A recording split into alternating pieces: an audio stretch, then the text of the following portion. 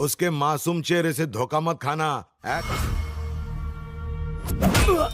ब्रदर, तेरे को टपकाने का ऑर्डर मिला है। मुझे मार दो।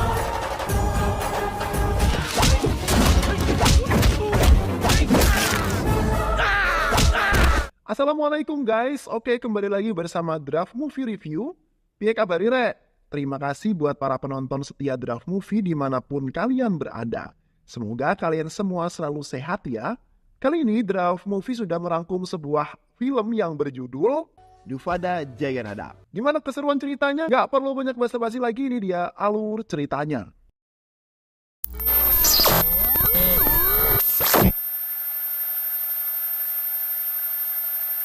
Di awal film, kita akan diperlihatkan dengan seorang bocil yang bernama Dufada Jaganada. Saat itu ia mengantarkan ayahnya untuk mengambil gaji. Akan tetapi saat sang ayah menerima gaji, ternyata gaji itu tidak sesuai dengan apa yang diinginkan. Ia mencoba protes kepada bosnya, namun si bos malah menamparnya. Nadam yang melihat hal itu sangat emosi, akan tetapi ia mencoba menahan amarahnya. Keesokan harinya saat Nadam mengantarkan kakaknya ke kampus, ia melihat kakaknya yang diganggu oleh pria yang tak dikenal. Nadam yang tak bisa menahan amarahnya, ia pun langsung menghajar pria tersebut tanpa rasa takut. Ayah Nadam sangat marah kepada putranya yang tidak bisa mengendalikan emosi dan memiliki sifat pendendam. Akan tetapi hal itu Nadam lakukan karena ia tak terima jika keluarganya direndahkan. Saat itu juga ayahnya membawa Nadam ke kuil untuk diruqyah. Sesampainya di sana Nadam langsung didoakan dan dinasihati oleh pendeta. Setelah upacara doa selesai, pendeta memberikan Nadam sebuah jimat, yaitu berupa sebuah kalung bernama Rudra Suara. Saat kalung itu digunakan oleh Nadam, niscaya maka Nadam dapat mengendalikan emosi dengan baik. Keesokan harinya, Nadam mengantar ayahnya ke pasar untuk keperluan catering. Karena keluarga Nadam merupakan pengusaha catering kecil-kecilan. Saat sedang belanja, mereka terkejut ketika seorang polisi ditembak oleh penjahat hingga membuat polisi itu terluka di pergelangan tangannya. Nadam yang melihat hal tersebut mencoba bersembunyi di antara para pedagang. Akan tetapi saat itu Nadam merasakan jika kalungnya tersangkut dan saat ia berdiri kalungnya yang ia kenakan telah putus. Saat itu juga tiba-tiba Nadam tidak bisa mengendalikan emosinya. Nadam tak terima jika ada penindasan yang dilakukan. Ia pun langsung berlari untuk menyerang penjahat yang telah membantai polisi.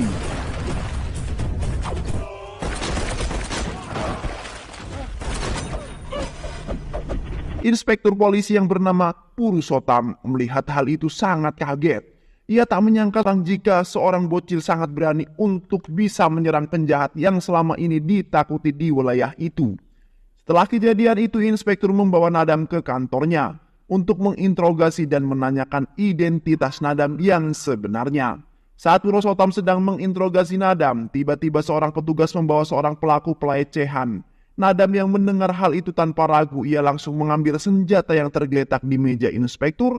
Ia menembak pelaku itu dengan cepat hingga tewas. Nadam menjelaskan kepada inspektur jika dirinya tidak bisa mengendalikan emosinya ketika ia sedang menghadapi masalah dan kejahatan di sekitarnya. Mendengar hal itu membuat Puru sangat kaget melihat ada potensi yang baik di dalam diri Nadam. Inspektur Puru mengatakan bahwa pihak kepolisian ingin mengajaknya bekerja sama untuk memberantas kejahatan dan memusnahkan ketidakadilan.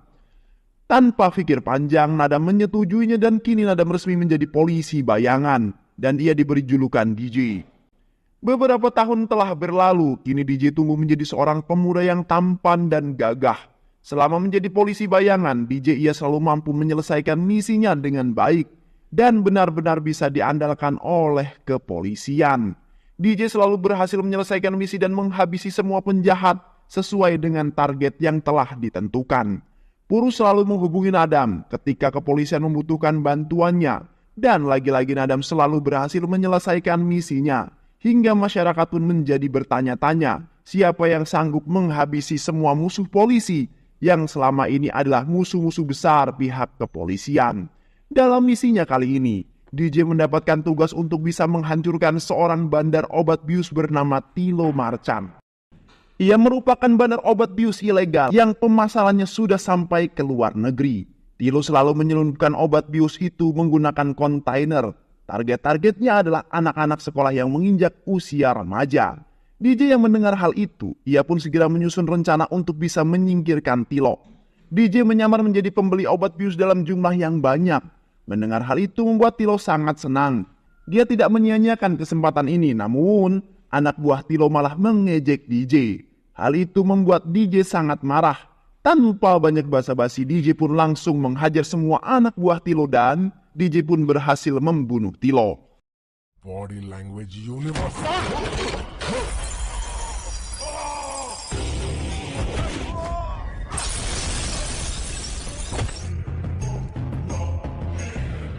Sementara itu, di tempat lain, kelompok mafia bergerak di perusahaan konstruksi melakukan perbuatan yang kejam di luar usaha mereka kepada orang yang berani menentang dan mengancam pekerjaan mereka.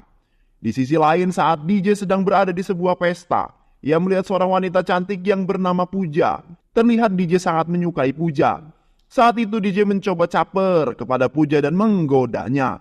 Namun, hal itu tak terduga. Justru Puja langsung menggoda DJ dan mengatakan kalau ia menyukai DJ. Yang ia kenal sebagai Sastri bukanlah DJ. Mendengar hal itu, Sastri alias DJ dibuat salting oleh Puja. Dan membuat DJ sangat bahagia. Karena dia juga menyukai Puja, lalu Sastri memberikan sebuah gelang spesial untuk Puja sebagai tanda cintanya. Kejadian tersebut disaksikan oleh semua tamu yang hadir. Malam itu Sastri sangat bahagia karena cinta tidak bertepuk sebelah tangan. Keesokan harinya setelah pesta selesai, DJ memutuskan untuk menemui Puja. Saat Puja sedang bersama teman-temannya, Sastri alias DJ langsung menghampiri Puja dan mengatakan bahwa dirinya siap menjadi suaminya. Puja yang mendengar hal itu seketika tertawa, juga temannya menertawakan Sastri. Mereka berkata bahwa jika semalam Puja hanya berbohong dan sengaja mempermainkannya. Bahkan ia juga mengatakan bahwa Sastri bukanlah selera Puja, karena Sastri hanyalah tukang catering miskin. Bahkan status sosial keluarga pun sangat berbeda. Puja menegaskan, jika saat ini dirinya sudah memiliki seorang gebetan, dan gebetannya saat ini merupakan seorang miliarder kaya raya, bukan tukang catering seperti Sastri. Mendengar hal itu seketika membuat DJ terdiam dan berkata, kalau suatu hari nanti Puja akan datang kembali dan memohon padanya. Saat itu DJ memutuskan untuk pulang ke rumah. Akan tetapi sampai di rumah di sana, DJ merasa terkejut ketika ia melihat kakeknya telah meninggal dunia.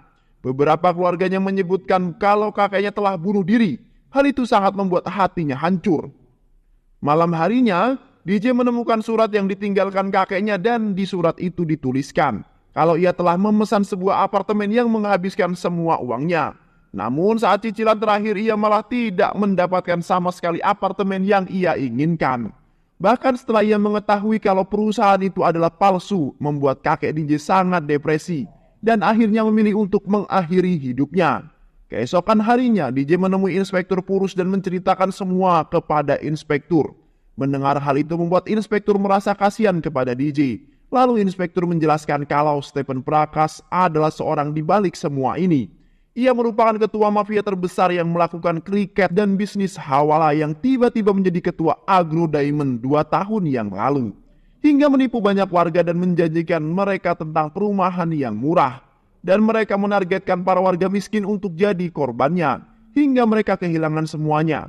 Tak hanya itu, Inspektur Purus juga mengatakan bahwa kalau Samir Chandra yang merupakan seorang CEO dari Agro Diamond telah berhasil ditangkap oleh CBI. Dan besok ia akan diminta untuk memberikan kesaksian di pengadilan. Dan penangkapan Samir ini membuat Stephen ketar-ketir karena ia pasti akan memberikan kesaksian di hadapan masyarakat secara langsung. Hal itu tentu akan membuat perusahaan Stephen bangkrut, sehingga Stephen pun pasti akan membunuh Samir. Lalu Inspektur memerintahkan agar DJ bisa menggagalkan pembunuhan Samir, karena itu adalah satu-satunya cara untuk membongkar sindikat yang telah banyak memakan korban jiwa. DJ yang mendapatkan tugas untuk bisa menggagalkan rencana pembunuhan Samir Chandra di area pengadilan. Ia pun segera menyusun sebuah rencana. Saat di jalan tol, DJ sengaja menabrakkan mobil anak buah Stephen yang sedang menuju ke pengadilan. Dengan mudah DJ pun berhasil melumpuhkan satu mobil. Setelah itu DJ berusaha melumpuhkan dua mobil lain di belakang. Lagi-lagi berkat keberanian juga ketangguhan, DJ berhasil mengalahkan semua anak buah Stephen. Dan saat itu juga DJ berhasil membuat Stephen Prakas terdesak. Lalu dia menekan Stephen untuk bisa membatalkan serangan untuk Samir Chandra di pengadilan. Atau ia akan menghabisi Stephen. Mendengar ancaman yang disertai todongan senjata dari DJ, seketika nyali Stephen Prakas ciut setelah melihat keberingasan DJ. Stephen yang ketakutan dan langsung menelpon semua sniper yang telah ia siapkan dan memerintahkan mereka semua agar membatalkan misinya untuk menghabisi Samir. Dan karena kejadian itu, membuat perusahaan Agro Diamond mau tidak mau harus membayar kerugian sebesar 900 crore. Di sisi lain, Puja pergi ke Abu Dhabi untuk menemui gebetannya. Sesampainya di sana, Puja bertemu dengan seorang miliarder kaya raya bernama Avinas. Ia merupakan seorang pengusaha kaya di Abu Dhabi.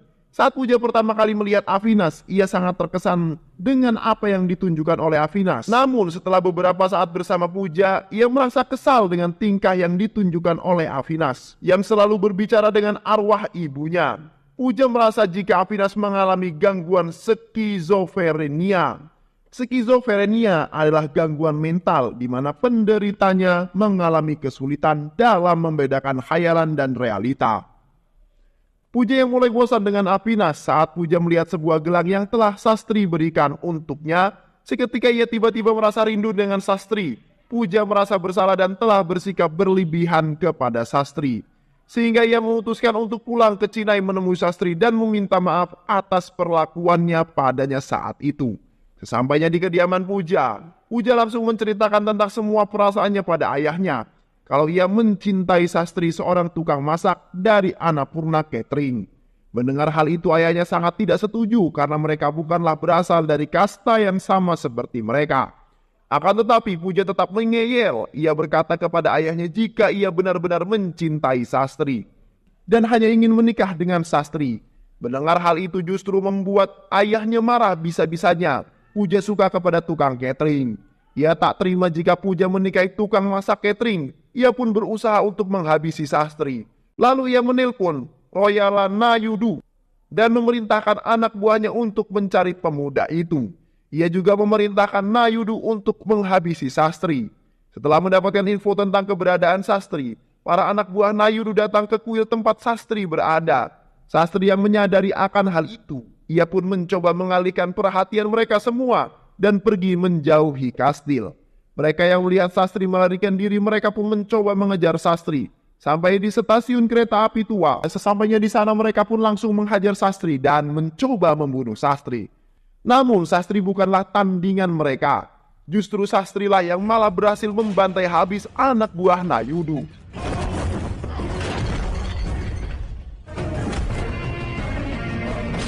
Hingga membuat mereka babak belur.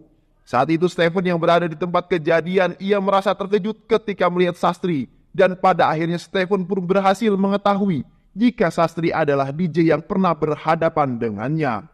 Stephen mencoba untuk pergi melarikan diri, akan tetapi hal itu sangat tidak mungkin karena DJ mengepungnya. Tak ada yang bisa lari dari DJ. Pada akhirnya, DJ pun berhasil membuat Stephen babak belur. Tak lama, Nayudu menelpon dan diterima oleh DJ. Dalam teleponnya, DJ mengatakan untuk Nayudu dirinya mau mengembalikan semua uang yang dikumpulkan dari hasil menipu masyarakat. Jika tidak menyerahkan dirinya ke polisi, maka ia akan menghabisinya juga. DJ berjanji akan menemukan Nayudu dan mengambil sendiri uang hasil Nayudu yang menipu warga. Lalu DJ membawa Stephen ke sebuah tempat yang aman untuk diinterogasi Inspektur Purus. Keesokan harinya, Sastri dikejutkan dengan kedatangan Puja yang mengatakan kalau ia benar-benar mencintai Sastri dan ingin menikah dengannya. Mengetahui hal itu, DJ tertawa dan mengatakan kalau apa yang pernah ia katakan benar-benar terjadi. Lalu Puja pun mengirim foto dirinya yang sedang bersama Sastri pada ayahnya. Hal itu Puja lakukan untuk meyakinkan ayahnya jika dirinya benar-benar mencintai Sastri dan berniat menikah dengan Sastri. Foto tersebut pun diperlihatkan kepada Nayudu yang saat itu bersama dirinya. Ia melihat pria yang dalam foto tersebut adalah orang yang sama. yang pernah menggagalkan rencananya untuk menghabisi Samir Chandra. Untuk memastikannya, Nayudu menyusun sebuah rencana dan meminta menteri untuk menyetujui hubungan Puja dan Sastri. Tak lama setelah itu, keluarga Puja pun datang ke desanya Sastri untuk memberikan restu tentang hubungan Sastri dengan Puja. Saat itu Royala juga ikut bersama mereka dan berpura-pura sebagai pengawal pribadinya. Ayahnya Puja, keluarga Sastri sangat senang ketika mendapatkan kunjungan dari keluarga Puja dan akan melamar Sastri menjadi menantunya. Mereka menjamu keluarga Puja dengan sangat baik, sementara Nayudu mengamati benar-benar siapa sebenarnya si Sastri sebenarnya. Hingga ia pun yakin kalau Sastri adalah orang yang sama dengan orang yang mengalahkan saat perjalanan menuju ke pengadilan.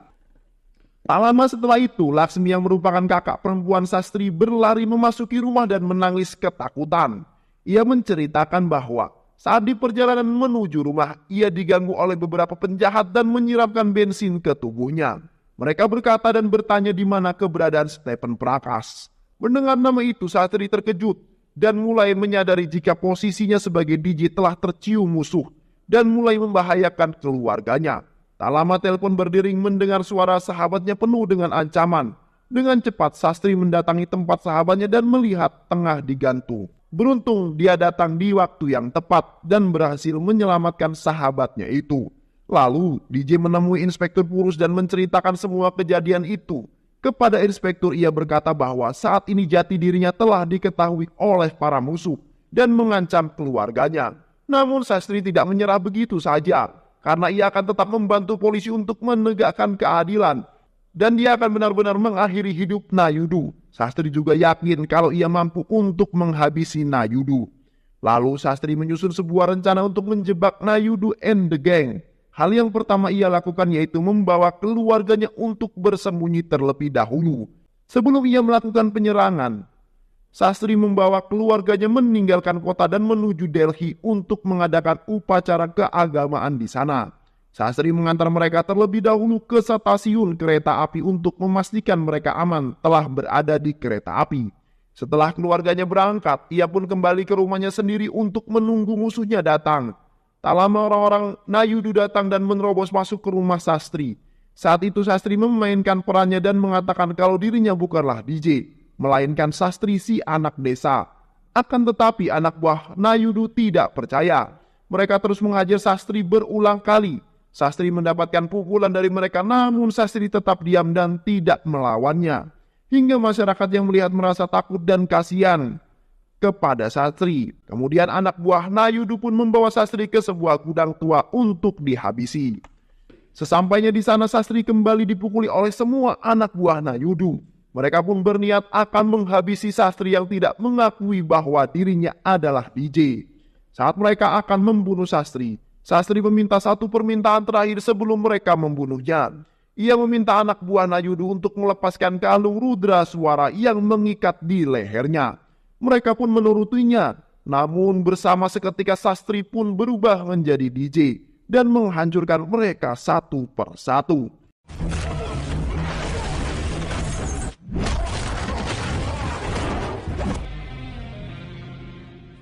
Setelah selesai dengan anak buah Nayudu, Sastri pun pulang dan menemui Puja. Ia menceritakan tentang jati dirinya yang sebenarnya pada Puja dan menceritakan kalau Nayudu adalah dalang di balik Agro Diamond yang telah banyak merugikan warga. Sementara itu, Inspektur Purusotam malah diculik oleh Nayudu. DJ yang mendengar hal itu ia pun segera bergegas untuk menyelamatkan Inspektur dan di saat yang bersamaan ia pun berhasil mendapatkan uang yang disembunyikan oleh Nayudu dan membawa ke tempat di mana Inspektur Purusotam ditahan oleh Nayudu.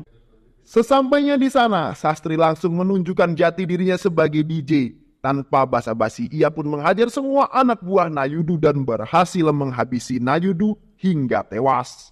Pada akhirnya, DJ pun berhasil menyelamatkan Inspektur Purusotam dan menyelamatkan uang yang selama ini telah Nayudu curi dari warga. Film diakhiri dengan memperlihatkan Stephen Prakas dikeluarkan dari tempat penyekapan dan mengatakan kepada media nama-nama korban mereka. Dan ia berjanji akan menyerahkan kembali semua hak para warga yang selama ini ia telah ambil. Dan film pun selesai.